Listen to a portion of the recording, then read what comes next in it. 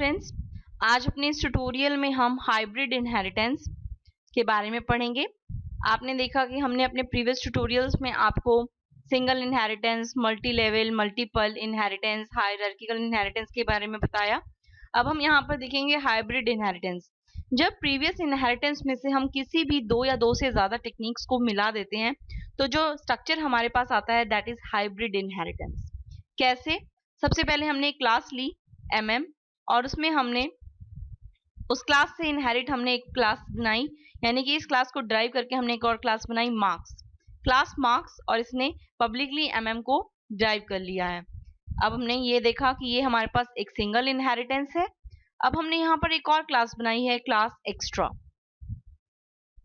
इस class extra के बाद हमने एक और क्लास बनाया क्लास रेस, जो है वो इस मार्क्स क्लास को और इस एक्स्ट्रा क्लास को जो है वो इनहेरिट कर रहा है, यानी कि जो रेस क्लास है वो दो बेस क्लासेस से मिलकर बन रहा है, तो इसे कहेंगे हम मल्टीपल इनहेरिटेंस। और ये जो इनहेरिटेंस स्ट्रक्चर बन रहा है ये सिंगल इनहेरिटेंस और मल्टीपल इनहेरिटेंस को लेकर बन रहा है, that is known as hybrid inheritance.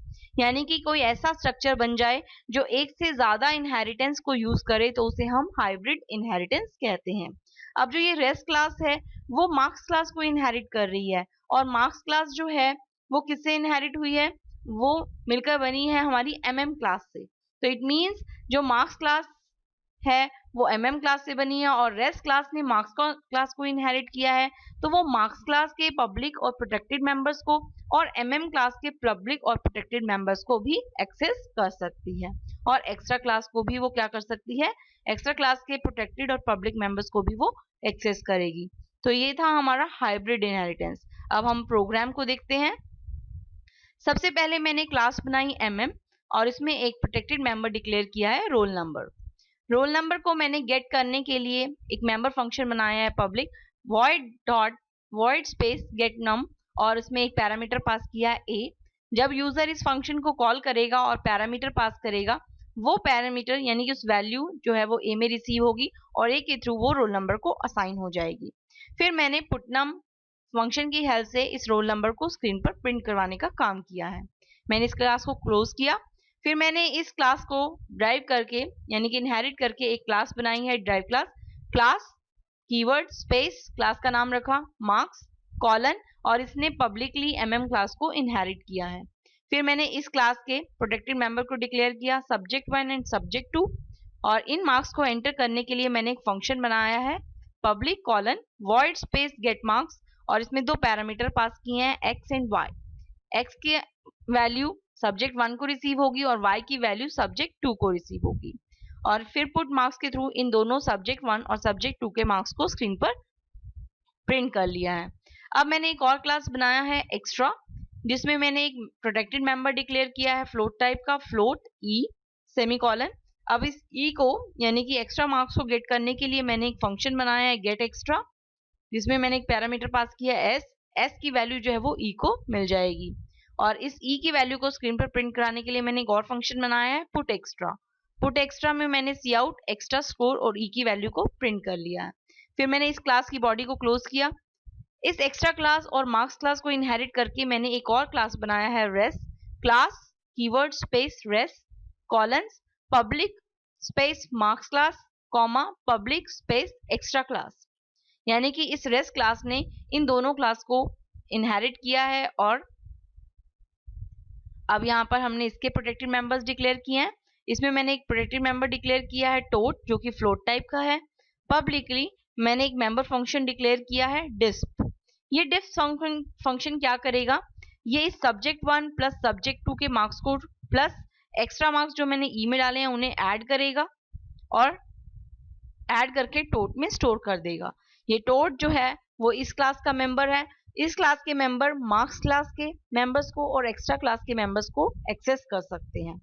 अब मैंने पुटनम की हेल्प से रोल नंबर को प्रिंट करा लिया है, पुट मार्क्स की हेल्प से subject1 और subject2 के मार्क्स को प्रिंट करा लिया है, पुट एक्स्ट्रा की हेल्प से एक्स्ट्रा मार्क्स को प्रिंट करा लिया, और सी आउट टोटल को प्रिंट करा लिया है जो टोट में स्टोर है। इसे मैंने क्लोज किया इस फंक्शन को, और इस क्लास की बॉडी को भी क्लोज कर दिया। अब मैंने मेन फंक्शन बनाया है। मेन में मैंने इस रेस क्लास का एक क्या बनाया है, ऑब्जेक्ट, क्योंकि मेन क्लास मेरी ये ड्राइव क्लास, तो मैंने यहाँ पर रेस स्टूडेंट 1 एक ऑब्जेक्ट बना लिया रेस क्लास का, सेमीकोलन। अब जो ये स्टूडेंट 1 जो है वो मार्क्स क्लास के प्रोटेक्टेड और पब्लिक मेंबर्स को एक्सेस कर सकता है और एक्स्ट्रा क्लास के पब्लिक और प्रोटेक्टेड मेंबर्स को एक्सेस कर सकता है। मार्क्स क्लास जो है वो एमएम क्लास के पब्लिक और प्रोटेक्टेड मेंबर को एक्सेस कर सकती है, तो इनडायरेक्टली रेस क्लास जो है वो मार्क्स क्लास और एमएम क्लास के पब्लिक और प्रोटेक्टेड मेंबर्स को भी एक्सेस कर सकती है। तो मैंने यहाँ पे इस ऑब्जेक्ट के through student1 dot gate number को सेट किया, यानी कि रोल नंबर को 10 वैल्यू असाइन कर दी है। गेट मार्क्स के थ्रू सब्जेक्ट 1 और सब्जेक्ट 2 के मार्क्स को सेट कर दिया है, और गेट एक्स्ट्रा मार्क्स के थ्रू जो है एक्स्ट्रा मार्क्स यानी ई की वैल्यू को सेट कर दिया है। अब हम क्या करेंगे, इस डिस फंक्शन को कॉल करेंगे।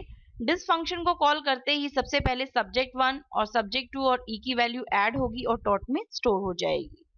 फिर पुटनम की हेल्प से रोल नंबर प्रिंट हो जाएगा, पुट मार्क्स की हेल्प से सब्जेक्ट 1 और सब्जेक्ट 2 के मार्क्स प्रिंट हो जाएंगे, और पुट एक्स्ट्रा की हेल्प से एक्स्ट्रा मार्क्स की वैल्यू प्रिंट हो जाएगी, और सी आउट टोटल और जो टोटल की वैल्यू आई है यहाँ पर वो प्रिंट हो जाएगी। अब हम इस प्रोग्राम को सेव कर लेते हैं कंट्रोल एस से और F9 से कंपाइल करते हैं। कंपाइल करने के बाद हम इसे F10 से रन करेंगे, तो आप देखेंगे सबसे पहले रोल नंबर की वैल्यू आ रही है हमारे पास, जो हमने दी थी 10।